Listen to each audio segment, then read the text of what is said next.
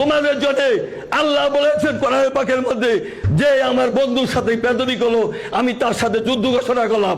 আল্লাহ তোমাদের সাথে যুদ্ধ ঘোষণা করছে, তোমরা নিশ্চিত থাকো তোমার এই মাটিতে ইনশাআল্লাহ বিচার।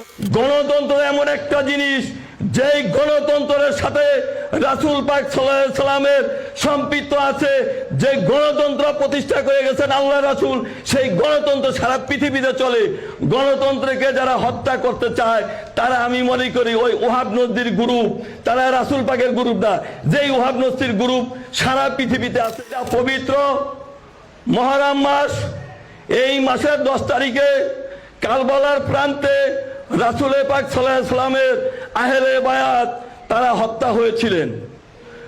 আসর নামাজের সময় হয়েছিলেন, তারা নামাজ পড়তে লেগেছেন। আর যারা ছিল মুনাফিক তারা তো ওই মুহূর্তে ইমাম হোসেন রাদিয়াল্লাহু তাআলাকে হত্যা করেছেন। এরপর তারা নামাজ পড়তে গেছেন। 22,000 সৈন্যের সাথে যুদ্ধ করেছিলেন ইমাম হোসেন রাদিয়াল্লাহু তাআলা আনহু। সেই 22,000 সৈন্যের ভিতরে 7,000 কোরআনে হাফেজ ছিলেন, 3,000 মুফতি ছিলেন।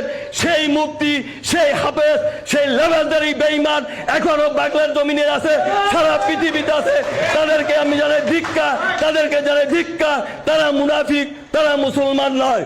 মুনাফিকের জন্য আল্লাহ পাক কোরআনের মধ্যে সূরা মুনাফিক ঘোষণা করেছে, কাফেরের জন্য ঘোষণা করে নাই। কাফেরের জন্য যেই সূরা ঘোষণা করেছে তার থেকে 5 গুণ বড় সূরা করেছে মুনাফিক। মুনাফিক কে?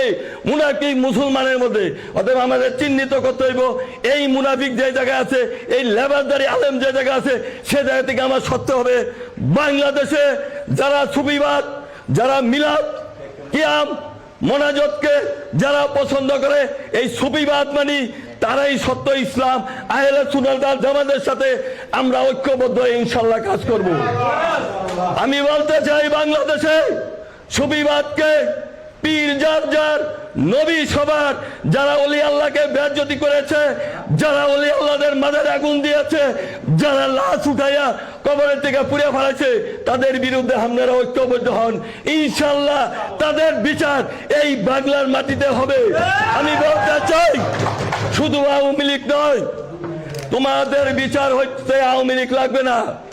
যেই ওলি আল্লাহর নেতৃত্বে 360 জন আউলিয়ার নেতৃত্বে এই বাংলার জমিনে ইয়েমেন শহরের থেকে হযরত শাহজালাল, শাহপরান, তাদের নেতৃত্বে বাংলাদেশে ইসলাম কায়েম হয়েছে।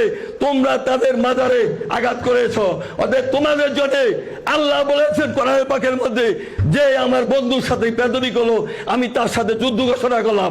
আল্লাহ তোমাদের সাথে যুদ্ধ ঘোষণা করছে, তোমরা নিশ্চিত থাকো তোমার এই মাটিতে ইনশাআল্লাহ বিচার হবে।